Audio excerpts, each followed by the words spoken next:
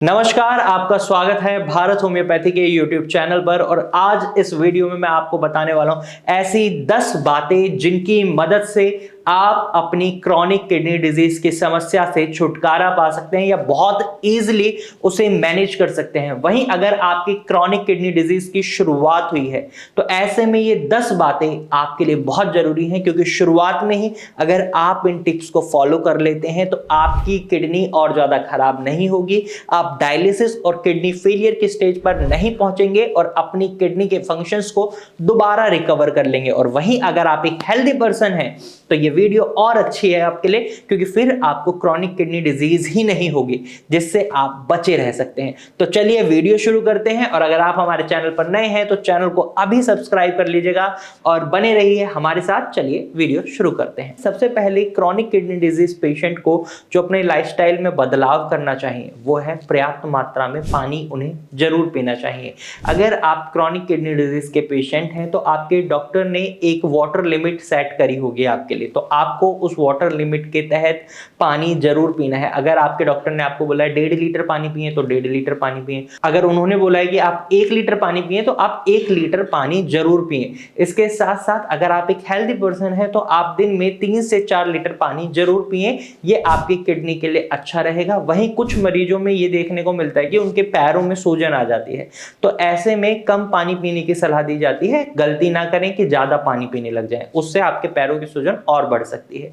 वहीं दूसरी टिप जो आपको फॉलो करनी है वो है नमक का सेवन आपको कम करना है। ज्यादा नमक खाने से आपका ब्लड प्रेशर बढ़ सकता है, और जब ब्लड प्रेशर बढ़ेगा तो ये आपकी किडनी पर और ज्यादा दबाव बनाएगा, और जो आपके नेफ्रॉन्स होते हैं या जो ब्लड वेसल्स होते हैं उन पर भी प्रेशर पड़ता है। जब बहुत ज्यादा प्रेशर के साथ आपका ब्लड जाता है तो ये आपके नेफ्रॉन्स को डैमेज कर सकता है, जिसकी वजह से आपकी किडनी का नुकसान बढ़ेगा और क्रिएटिनिन लेवल में आपको बहुत तेजी से बढ़ोतरी होती हुई दिखेगी। और अगर आप हेल्दी पर्सन हैं तो भी आपको नमक का बहुत कम मात्रा में सेवन करना चाहिए, क्योंकि ये आपकी किडनी के डैमेज को बढ़ा सकता है या आपकी किडनी को नुकसान पहुंचा सकता है। क्योंकि क्रॉनिक किडनी डिजीज होने के जो मेनली 2 कारण होते हैं उसमें सबसे पहला होता है आपका हाई ब्लड प्रेशर, और नमक का ज्यादा सेवन आपके ब्लड प्रेशर को बढ़ा सकता है। तो तीसरी चीज जो आपको फॉलो करनी है वो है आपको प्रोटीन को बहुत ही सीमित मात्रा में खाना है। अगर आप बहुत ज्यादा मात्रा में प्रोटीन खाने लगते हैं तो ये आपकी किडनी पर बोझ बढ़ा देता है, उसका वर्कलोड बढ़ा देता है। रीजन क्या है? जैसे आप प्रोटीन खाते हैं ये आपके शरीर में जाकर डाइजेस्ट होता है और इससे बनता है क्रिएटिन, और क्रिएटिन से बनता है क्रिएटिनिन। अब ये क्रिएटिनिन आपके ब्लड में घूमने लग जाता है। जब किडनी सही से काम कर रही होती है तो ये क्रिएटिनिन आपके यूरिन के थ्रू बॉडी से बाहर निकल जाता है, लेकिन जैसे जैसे किडनी कम काम करना शुरू कर देती हैं वैसे वैसे ये क्रिएटिनिन आपकी बॉडी में स्टोर होने लगता है, ब्लड में स्टोर होने लग जाता है, जिसकी वजह से आपके रिपोर्ट्स में क्रिएटिनिन के लेवल बढ़े हुए दिखाई देते हैं। तो ऐसे में आपको प्रोटीन कम मात्रा में खाने की सलाह दी जाती है, और ऐसी एडवाइस है कि आप अपने डॉक्टर से पूछकर या हमारे डॉक्टर की टीम से पूछकर भी अपनी डाइट में प्रोटीन को इंक्लूड कर सकते हैं। अगर आपको बहुत ज्यादा नीड है तो उसमें हम जनरली आपको प्लांट बेस्ड प्रोटीन की सलाह देते हैं, जैसे दालें हैं, मूंग दाल, मसूर दाल और अरहर की दाल। ये 3 दालें किडनी रोगियों को एडवाइस करी जाती हैं उनकी सिचुएशन के अकॉर्डिंगली। अगर आप एक हेल्दी पर्सन हैं तो आप प्रोटीन को सही मात्रा में खा सकते हैं।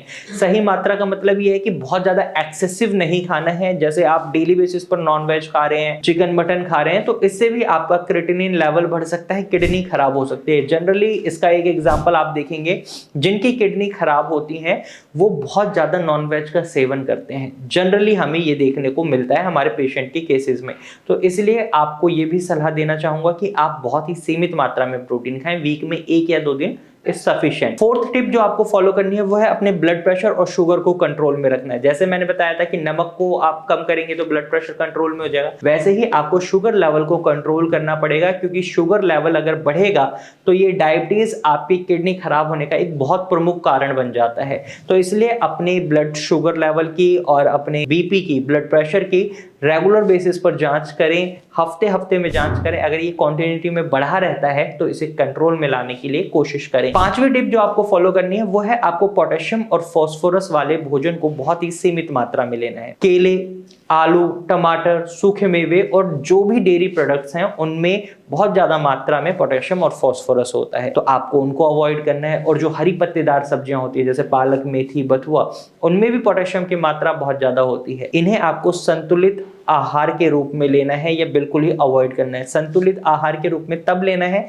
जब आपका पोटेशियम लेवल और फॉस्फोरस लेवल बहुत ही नीचे है या नॉर्मल रेंज में है। अगर ये लेवल बढ़ रहे हैं तो आप इन्हें बिल्कुल नहीं खा सकते, क्योंकि ये आपकी किडनी को और ज्यादा नुकसान पहुंचा सकते हैं। वहीं अगर आप एक हेल्दी पर्सन है तो यहां पर आप इन चीजों का सेवन कर सकते हैं, लेकिन सीमित मात्रा में ही। 6 टिप जो आपको फॉलो करनी है वो है specially chronic kidney disease patient के लिए, जो अपनी दवाइयों को सही समय पर नहीं लेते। आपको सही तरीके से सही समय पर अपनी दवाइयों को लेना चाहिए। ये आपके लिए बहुत जरूरी है अगर आप अपने किडनी के फंक्शंस को इंप्रूव करना चाहते हैं। वहीं एक अगर आप हेल्दी पर्सन है तो बिना डॉक्टर की सलाह के आप कोई भी पेन किलर, कोई भी एंटीबायोटिक का इस्तेमाल ना करें। ये आपकी किडनी को नुकसान पहुंचा सकता है। 7वीं टिप जो आपको फॉलो करनी है वो है आपको धूम्रपान और शराब से बचना है, यानी अल्कोहल कंजप्शन और स्मोकिंग से आपको बचना है। ये दोनों ही चीजें किडनी को बहुत ज्यादा नुकसान पहुंचा सकती हैं। स्मोकिंग और अल्कोहल कंजप्शन आपके ब्लड को और ज्यादा खराब कर सकती हैं, जिसकी वजह से आपकी किडनी और ज्यादा खराब हो सकती है। तो गलती से भी आपको स्मोकिंग और शराब का सेवन नहीं करना है। वहीं अगर आप क्रॉनिक किडनी डिजीज पेशेंट हैं तो ऐसे में आपके लिए 8वीं टिप यही है कि आप नियमित रूप से डॉक्टर से जांच जरूर कराएं। हर महीने आपको किडनी फंक्शन टेस्ट कराना है, और जो भी जरूरी जांचें होती हैं जैसे आपके ब्लड टेस्ट हो गए या और भी 2-3 चीजें होती हैं वो जरूर चेक कराएं। और ब्लड प्रेशर और ब्लड शुगर लेवल तो डेली बेसिस पर चेक करते रहें। इससे क्या रहता है कि आपको पता रहता है कि आपका जो लाइन ऑफ ट्रीटमेंट है सही डायरेक्शन में जा रहा है या नहीं, और इससे आप अपने बढ़ते हुए लक्षणों को कंट्रोल कर सकते हैं और कोई आगे लक्षण जो बढ़ सकता है उसको तुरंत कंट्रोल में ला सकते हैं। 9 टिप जो आपको फॉलो करनी है वो है आपको तनाव को कम रखना है और पर्याप्त मात्रा में नींद लेनी है। अधिक तनाव यानी स्ट्रेस आपके ब्लड प्रेशर को बढ़ा सकता है, जिससे किडनी प्रभावित हो सकती है। 7-8 घंटे की नींद जरूर लें। अगर आप 7-8 घंटे की नींद नहीं लेते तो इसकी वजह से भी आपका ब्लड प्रेशर बढ़ सकता है, स्ट्रेस लेवल बढ़ सकते हैं, तो इसलिए इसे प्रॉपर जरूर करें। वहीं 10th टिप जो आपको फॉलो करनी है वो ये है कि आपको अपनी बॉडी को एक्टिव बनाए रखना है। हल्के हल्के व्यायाम और योग जरूर करें अगर आपके डॉक्टर ने आपको सलाह दी है। अधिक वजन उठाने से बचें या अधिक वजन बढ़ाने से भी बचें। जैसे अगर आप मोटापा या ओबेसिटी का शिकार हो जाते हैं तो इससे किडनी पर और ज्यादा दबाव पड़ता है। वहीं अगर आप इसको कंट्रोल में रखते हैं तो किडनी का वर्कलोड थोड़ा कम हो जाता है। तो आई होप आपको समझ आ गया होगा। अगर आप इन 10 बातों को फॉलो कर लेते हैं तो आप अपनी क्रॉनिक किडनी डिजीज की समस्या को बहुत इजीली मैनेज कर पाएंगे और उससे छुटकारा भी पा सकते हैं। और अगर आप हेल्दी पर्सन हैं तो आप अपने आप को क्रॉनिक किडनी डिजीज से ही बचा सकते हैं। आई होप आपको ये वीडियो अच्छी लगी होगी। अगर इसके बाद भी आपके मन में कोई सवाल है तो आप कमेंट सेक्शन में अपना सवाल हमसे पूछ सकते हैं। और ये जानकारी आपको कैसी लगी हमें कमेंट सेक्शन में जरूर बताइए। और अगर आप क्रॉनिक किडनी डिजीज से सफर कर रहे हैं तो ऐसे में मैं आपको यही सलाह दूंगा कि आप भारत होम्योपैथी से अपना ट्रीटमेंट शुरू करवाएं, क्योंकि भारत होम्योपैथी में आपको क्रॉनिक किडनी डिजीज का बहुत अच्छा ट्रीटमेंट दिया जाता है, जो पेशेंट टू पेशेंट वेरी करता है और हमारे रिजल्ट्स बहुत अच्छे हैं। आप हमारे टेस्टिमोनियल्स देखिए। इस वीडियो में भी मैं आपको हमारे एक पेशेंट से मिलवाना चाहूंगा जिनका रिजल्ट काफी अच्छा रहा है। आप देखिए बढ़ते हुए क्रिएटिनिन लेवल को भारत होम्योपैथी की दवाइयों से कितनी आसानी से कम किया जा सकता है। नमस्कार संजय जी। नमस्ते मैडम जी, नमस्ते। कैसे हैं आप? अभी थोड़ा बहुत ठीक है मैडम, थोड़ा आराम मिला है। अच्छा, कैसा लग रहा है कि 1 महीने में आपका क्रेटिनिन 1 पे आ गया है और ब्लड यूरिया भी आपका 16 हो गया है, पोटेशियम, सोडियम, सारे जितने भी आपके इलेक्ट्रॉल्स है वो सारे बिल्कुल 1 महीने में नॉर्मल आ चुके हैं। कैसा लग रहा है आपको? अच्छा लग रहा है मैडम। अच्छा लग रहा है, ठीक है। फिजिकली जो आपको कंप्लेन आ रही थी जब आप ओपीडी में आए थे फर्स्ट टाइम, तो आपने बोला था कि आपको पैरों में जलन हो रही थी, तो क्या अभी पैरों में अभी भी जलन हो रही है या कुछ कम है पहले से? हाँ, बीच बीच में होता है लेकिन थोड़ा सा पहले से कम है। लेकिन अच्छा, पहले से कम है। तो संजय जी, मैं हिस्ट्री जो देख रही हूँ कि आपको सांस लेने की भी तकलीफ होती थी जब आप वॉक करते थे, जब आप चलते थे। तो अभी वो कंप्लेन कैसी है? पहले से कुछ बेटर फील कर रहे हो? हाँ जी, चलते समय तो अभी तो इतना प्रॉब्लम नहीं है। हाँ, तो ऐसे बेहतर रहने में थोड़ा बहुत प्रॉब्लम, तो बार बार जो सांस लेना पड़ता है। हाँ, जैसे आपने बताया था ना कि आपको चेस्ट में पेन रहता था, तो पेन तो नहीं हाँ, हुआ 1 महीने की दवाई खा के आपको? अभी चेस्ट पेन तो इतना नहीं है मैडम, बहुत ओके। आराम मिला। और और आपने लास्ट टाइम ये भी बताया था कि आपको चक्कर आते थे जब भी आप अपनी हार्ट की मेडिसिन खाते थे, तो क्या इस महीने ऐसा तो नहीं हुआ कि आपको चक्कर भी आया हो कभी बीच में? हाँ, मेडिसिन लेते समय अभी चक्कर तो नहीं आ रहा है मैडम। चक्कर नहीं आ रहा है, ओके। स्वेलिंग तो नहीं है पाँव में अब? स्वेलिंग तो नहीं है, उस टाइम में भी नहीं था, अभी भी नहीं है मैडम। तो अभी स्वेलिंग तो नहीं आ रही है, नोजिया या वोमिटिंग जैसी फीलिंग तो नहीं हो रही है आपको? ऐसा कुछ नहीं है मैडम। ओके। कोई नई कंप्लेंट जो आप बताना चाह रहे हो? हाँ, थोड़ा सांस जो बार बार थोड़ा लेना पड़ता है ना, अच्छा, सांस वही थोड़ा। आपको लेना पड़ा, क्या खींच खींच के लेना पड़ रहा है कि क्या हो क्या रहा है? थोड़ा सा एक्सप्लेन करिए जरा। नहीं, जब सोते समय तो कुछ भी प्रॉब्लम नहीं होता है, ऐसे बैठा ओके। रहता है उस वक्त जो बार बार जो सांस तो रिपीटली लेना पड़ता है ना, कभी कभार एकदम सही ओके, रहता है। ठीक है। पेट में दर्द तो नहीं हो और रहा? पैर में दर्द नहीं है मैडम। ओके। और जो आपने लास्ट टाइम बताया था कि पेट में भी भारीपन महसूस होता था, अभी भारीपन हो रहा है या पहले से कुछ बेटर फील कर रहे हो या बिल्कुल खत्म हो गया है? नहीं, ऐसा कुछ नहीं हो रहा है अभी मैडम, चलिए, पहले ठीक से है। ओके। बहुत बेहतर है। ओके, तो कैसा लग रहा है कि एक महीने में आपका क्रेटिनिन बिल्कुल 1 पे आ गया है, ब्लड यूरिया भी बिल्कुल डाउन हो गया है, 16 के करीब आ गया है? कैसा लग रहा हाँ है जी, हाँ अंदर जी, से, क्या फील कर रहे हैं आप? बहुत अच्छा फील हो रहा है मैडम, बहुत खुशी है। अच्छा फील हो रहा है?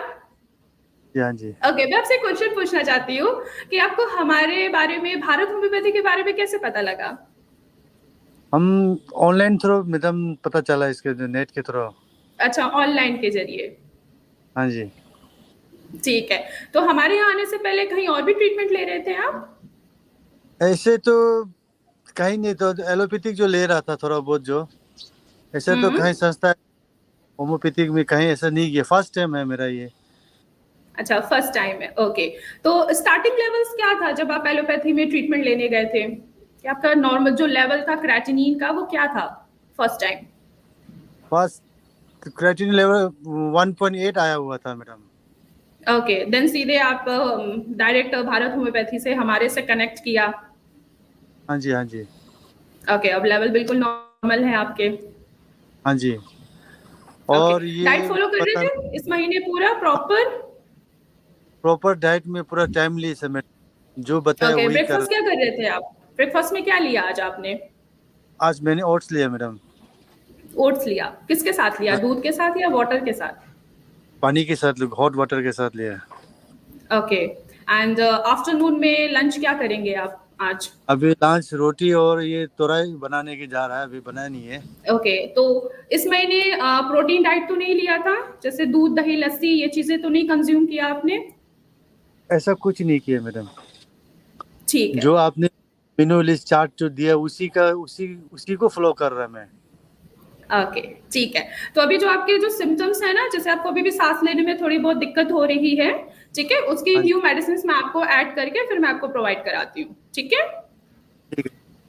और जो पैर में तो जलन होता है मैडम, उसको भी थोड़ा देख लीजिए। ओके, उस पे भी मैं थोड़ा सा फोकस करती हूँ, क्योंकि मैंने पहले महीने में आपका सबसे पहले यही फोकस किया कि एटलीस्ट जो आपका क्रेटिनिन बढ़ा हुआ है, ब्लड यूरिया हाँ, बढ़ा हाँ, हुआ था, उसको थोड़ा मैं डाउन करूँ, क्योंकि आप हार्ट के पेशेंट हैं, ठीक है? और आपने, अगर आपकी, जैसे मैंने आपकी पास्ट हिस्ट्री देखी थी, करीब 9 सालों से आप हाइपरटेंशन के पेशेंट हैं, प्लस आपने अपने वेट को कम करने के लिए एक फैट किलर मेडिसिन लेना स्टार्ट किया था, जिसकी वजह से आपकी किडनी थोड़ी सी इंजर हो गई थी। अभी तो किडनी हाँ जी, आपकी ठीक है, वर्किंग कर रही है अब, ठीक है? जैसे आपको पैरों में जो जलन हो रही है उसकी भी मेडिसिन आपको ऐड करती हूँ, ठीक है? हाँ मैडम। और ये बताना चाहूँगा कि अभी ब्लड प्रेशर जो बिल्कुल 110-15 में ही रहता है, ओके। इसलिए अभी प्रेशर का दवाई जो लेना जो हमने छोड़ दिया मैडम। ठीक है, मैं देखती हूँ कि आपकी कौन सी, मैं बीपी की एलोपैथी मेडिसिन बंद कर देती हूँ, ठीक है? कुछ मेडिसिन आपकी बंद कर देती हूँ। आपकी जो एलोपैथी ट्रीटमेंट बीपी के लिए जो ले रहे हैं ना जो मेडिसिन, ठीक है, वो व्हाट्सअप कर दीजिए, फिर मैं आपको कनेक्ट करके कॉल करके मैं आपको बताती हूँ कि कौन सी मेडिसिन अब आपको बंद कर देनी है, ठीक है? ठीक है, ठीक है, ठीक है मैडम। ठीक है, ठीक है। ओके। ख्याल रखिएगा अपना। Okay, thank you okay. Madam. तो आपने देखा भारत होम्योपैथी से इलाज लेने के बाद हमारे पेशेंट का क्रिएटिनिन लेवल भी कम हुआ है और जो शरीर में उन्हें लक्षण दिखाई दे रहे थे उनमें भी काफी गिरावट देखने को मिली है। तो आपकी भी क्रॉनिक किडनी डिजीज को ठीक किया जा सकता है। सिर्फ और सिर्फ आपको क्या करना है, एक सही ट्रीटमेंट को ऑप्ट करना है और भारत होम्योपैथी की डॉक्टर की टीम से कंसल्ट करने के लिए आप स्क्रीन पर दिए गए नंबर पर कॉल कर सकते हैं और हमारे डॉक्टर की टीम से एडवाइस ले सकते हैं।